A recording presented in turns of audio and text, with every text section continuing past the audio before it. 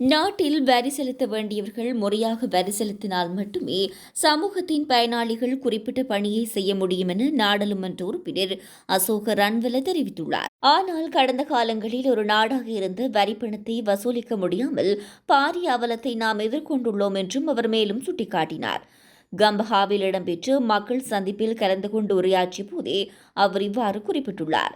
இதுகுறித்து அவர் மேலும் தெரிவிக்கையில், அரசாங்கத்தின் திரைசேரி அதல பாதாளத்தில் உள்ளதாக தெரிவித்தார். இவ்வாறான நிலையில் பாடசாலை மாணவர்களுக்கான சீருடை மற்றும் கொடுப்பனவுகளை வழங்குவதில் அரசாங்கம் மிகவும் சிரமப்படுவதாக குறிப்பிட்டுள்ளார்.